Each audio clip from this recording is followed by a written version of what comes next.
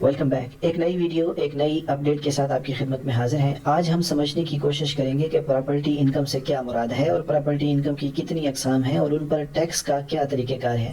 پاکستان میں عام طور پر یہ سمجھا جاتا ہے کہ زمین یا جائیداد کی خرید و فروخت کے بدلے میں جو انکم آپ کماتے ہیں وہ پراپرٹی انکم ہے. لیکن قوانین یا انکم ٹیکس آرڈیننس کے مطابق ہر وہ پراپرٹی جو آپ کی ملکیت میں ہو اور وہ پیسے کما کر دے تو اس کو پراپرٹی انکم کہا جاتا ہے. اب پراپرٹی انکم کو انکم ٹیکس آرڈیننس کے سیکشن 15 کے تحت جو ہے وہ ڈیل کیا جاتا ہے. اس میں دو طرح کی انکم ہے, ایک رینٹل انکم, ایک فورفیٹڈ انکم. اب رینٹل انکم تو ہر وہ انکم جو آپ کرائے سے کماتے ہیں وہ آپ کی رینٹل انکم ہے. فورفیٹڈ ڈپازٹ سے مراد ہر وہ رقم جو ٹوکن منی کے طور پر وصول کرتے ہیں اور اگر کسی وجہ سے وہ فورفیٹڈ ہو جائے تو وہ بھی آپ کی انکم شمار ہوگی. مثال کے طور پر ایک شخص نے آپ سے معاہدہ کیا کہ وہ 10 دن کے اندر اگر یہ پیمنٹ کر دے گا تو یہ دکان یا یہ مکان اس کا ہو جائے گا.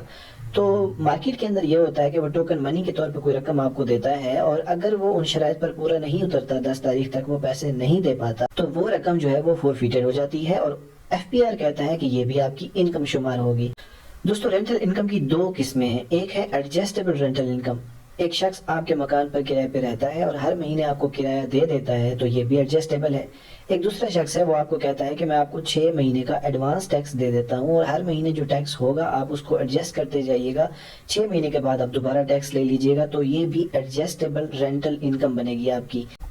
نان ایڈجسٹیبل رینٹل انکم کون سی ہوتی ہے کہ ہر وہ انکم جو آپ اپنے کرایہ دار سے سیکورٹی کی مد میں لیتے ہیں. مطلب آپ کا اگر کرایہ دار ہے تو آپ جب اسے کرایہ پر بٹھاتے ہیں تو آپ اس سے سیکورٹی کی مد میں جو رقم لیتے ہیں وہ آپ کی انکم تو نہیں ہے. جب بھی وہ مکان چھوڑے گا آپ نے وہ واپس کرنی ہے. لیکن ایف بی آر کہتا ہے کہ یہ بھی آپ کی انکم ہے. اس کی ٹریٹمنٹ تھوڑی الگ ہوتی ہے.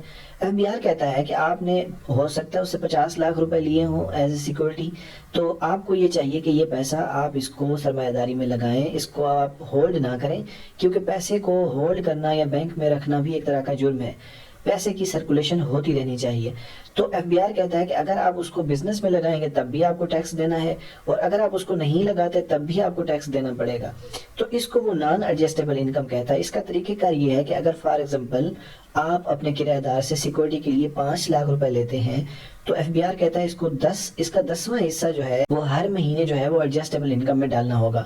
مطلب 5 لاکھ کو 10 پہ ڈیوائڈ کریں تو 50,000 روپے جو ہے وہ آپ کی انکم شمار ہوگی ہر مہینے, اور اس طرح اس کی ٹریٹمنٹ کی جاتی ہے. امید ہے پراپرٹی انکم کے بارے میں آج کی اس چھوٹی سی ویڈیو میں آپ نے کچھ نہ کچھ نیا ضرور سیکھا ہوگا. ٹیکس اور ایف بی آر کی تمام اپڈیٹس جاننے کے لیے ہمارے ساتھ جڑے رہیں. Thanks for watching. Stay tuned.